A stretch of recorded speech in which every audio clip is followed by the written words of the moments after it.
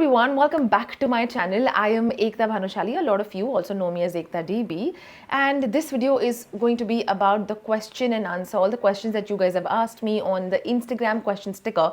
So on Instagram I keep doing weekly Q&A, and if you guys still don't follow me on Instagram, please make sure to go and follow right now. And if you guys have more questions, make sure that you drop it in the comment box right here, and we'll do another round of Q&A. So let's pick the first question. What is your toxic trait? I think there are a couple of them if I could think of. One is overgiving. I have this tendency, or I had this tendency. Sometimes I have too much on my plate, but I still kind of overgive. I still kind of push myself, only to realize that over a period of time, I kind of build that resentment in me. And I don't do with everybody. I have selected people I do overgive. But now that I've learned to draw boundaries, where I've realized that, listen, I cannot be pouring into someone else when I'm not really pouring into me. So I want to make sure that only if I feel like if it's a hell yes, I would give myself, I would extend myself. The other toxic trait is that I over-explain myself. I used to over-explain because I think now I've become a bit more self-aware than I was, where I would catch myself, when I would explain myself a lot. And I think a lot of us actually do this, where we explain ourselves to, our people, our family, loved ones, because we feel that, oh, you know what, if I don't explain myself, why am I doing, what am I doing, all of these things, I might be abandoned, or I might be rejected, I might be pushed away. And sometimes you really need to work on these aspects. You need to work on yourself to understand why are you over-explaining yourself. So sometimes as a chronic people pleaser, you can do that. Now I own myself, and I think the moment you own yourself, you own your story, you own who you are, it kind of pushes you into believing every action that you do. Although you don't do something which is egregiously harmful, or something that's absolutely unhealthy in any way, something that's toxic, but you want to make sure that whatever you're doing, if you're doing for the right reasons, then you don't have to explain yourself. That takes us to our next question. Are you on a dating app? No.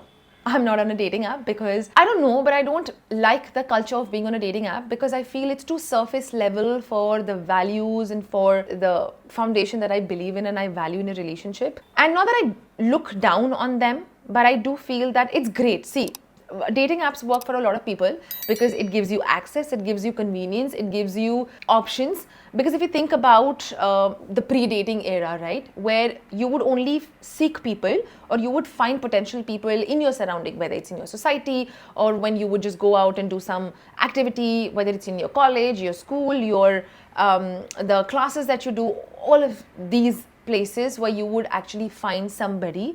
But now, let's say if you're in India and you want to date someone from the US or from the UK, you can do that. I mean, I like the whole idea of accessibility and the options, but I also see the downfall in the human choices when it comes to multiple choices, which is why people feel that, I always have the back door open, because if the things don't work out with this person, I think it will work out with the other person. And for me, real chemistry isn't built through bios and swipes. I believe a lot in in-person interaction. I believe in knowing the other person, or having this organic flow, rather than, swiping and figuring out whether the bios are matching, whether, his interests and my interests kind of match.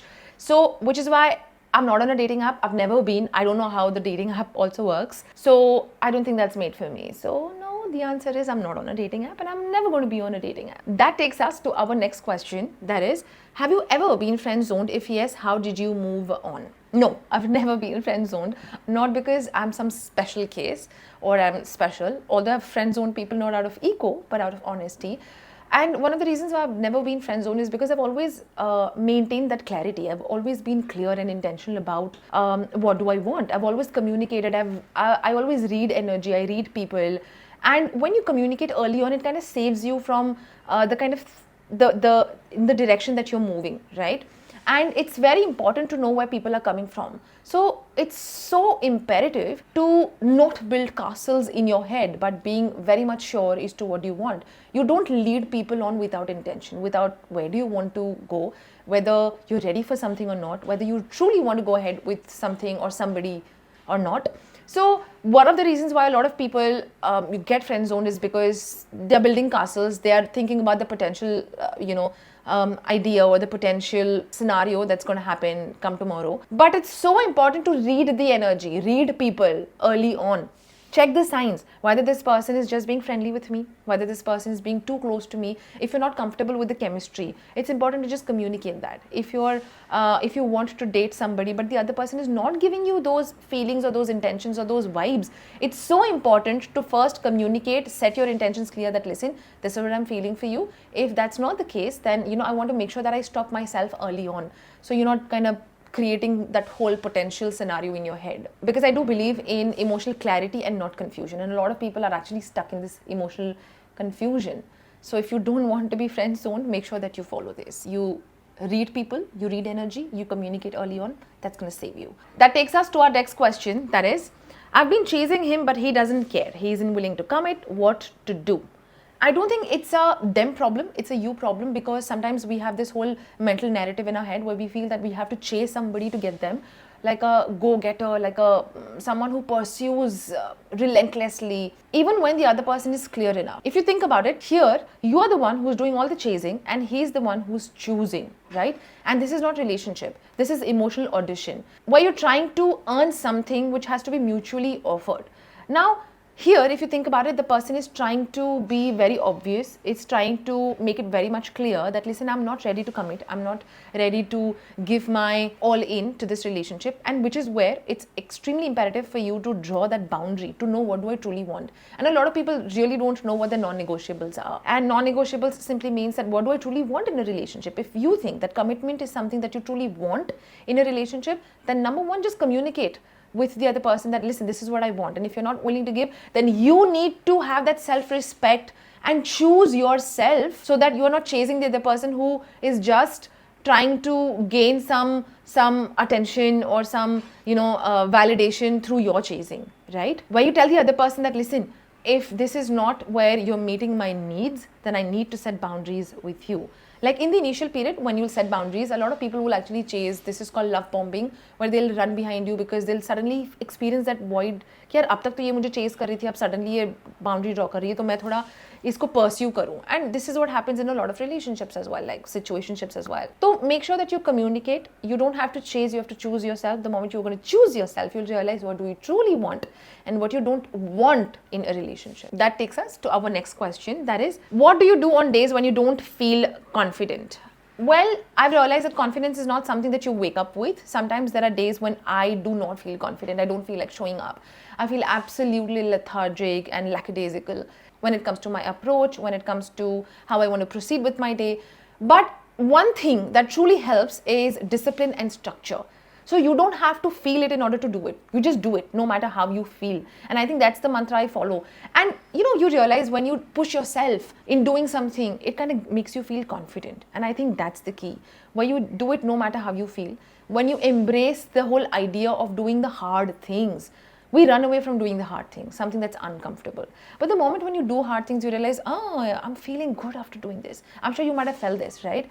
So make sure that even if you're not feeling confident, just do it. You don't have to feel it to do it. You just have to do it. That's it.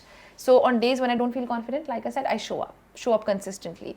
And I make sure that I am disciplined in doing basic things, my daily repertoire that I have. It helps me in finding that balance, and that indirectly makes me feel truly confident. That takes us to another question. Do girls find guys who are simp attractive or unattractive? Now, this completely depends on your narrative of being a simp. Now, it's not that girls don't like guys who are kind and expressive, but they actually find guys who show neediness, or guys who are desperate, and they disguise this as niceness, right? That's the kind of guys they do not appreciate. Now, I know a lot of guys who feel that being a simp simply means that you care for your female, you love them, you do things for them. That's what simp means. No, that's not true. Women truly appreciate guys who are kind, who are expressive, who value themselves as much as they value the other person, who are emotionally available, who respect themselves and respect the other person, guys who have clarity and confidence. I think that's what girls truly appreciate. That's what girls find attractive. But if simping means that self-abandonment, desperation, where you don't give space to the other person, or worshipping the other person without mutual energy, that is something that girls find unattractive. Where you constantly you don't have an identity of your own, but you're constantly putting the other person, like the girl, on pedestal, right? It has to have that mutual energy where you respect yourself, you have a goal, you have clarity, you have confidence, but you also do the same thing for the other person. You give her all the love, you give her the clarity, you push her towards becoming her better self, her best self. You don't abandon yourself for the other person, where you value yourself and you value the other person. I think that's what truly girls find attractive. So it's not about being a simp, it's about being spineless, where you do not have an identity, you don't know the idea of boundaries, you don't appreciate the idea of self-respect or that space. I think that's what girls find unattractive. That takes me to our last question, which is 3 pieces of advice for a 20-something. Well, number 1, get comfortable with being misunderstood. Not everyone will understand your growth, your intention, your choices, but be fine, be okay with not having to explain yourself to the other person. It takes me to the first question where I asked that what's my toxic trait, where I've understood I do not have to explain myself to the other person. I know what my growth is, I know what my journey is, I know what my traumas are, I know what do I truly mean. So when you know yourself, you don't have to constantly please somebody. So be completely fine by being misunderstood by people around you. You don't have to explain yourself to others that why am I doing what am I doing, because every time you over explain yourself or you keep make the other person understand what your true authenticity is, you're actually creating the dent on your self-esteem, on your self-worth. So don't do that. Number 2, learn the difference between attention and connection. For all you 20s something, please know the difference between this, because social media has really given us like a quick escape to get that validation, to hit of validation, to not be rejected. But sometimes that little attention does not mean connection. That someone saying a hi on your DM or someone liking and dropping a fire emoji, that doesn't mean that someone is trying to build that true authentic connection with you. It's just that they're just trying to give you some attention, some validation. So once you stop seeking validation from these shallow level activities, you will realize that you will begin to value connection more than these shallow level attention. So build bonds in your real life which will feed your nervous system and not through notification. That takes me to the third advice that I'd like to give, is don't rush into figuring things out altogether. When you're 20, it's time for you to explore, to experiment, to find what really fits your need, fits your dream. So don't think that 20s is actually the time when you have to know it all, you have to figure it all, you have to be settled. No, explore as much as possible so that you don't settle for something which is not okay for you. Because 20s are not your deadline. It's not that the life is ending here. In fact, it's the most sweetest space of your life, where you have all the the license and the permission slip to kind of go explore as much as you can, so that you can find your calling. So make sure that you explore, you experiment, you fail, but the most important thing is you learn the art of pivoting. Pivot as much as quickly as you can. So that's all for today. I hope that this video truly helped you guys.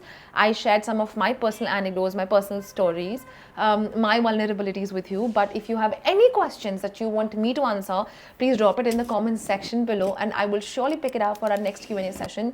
But I hope that this truly helped you out. And I'll see you next week. Till then, bye-bye.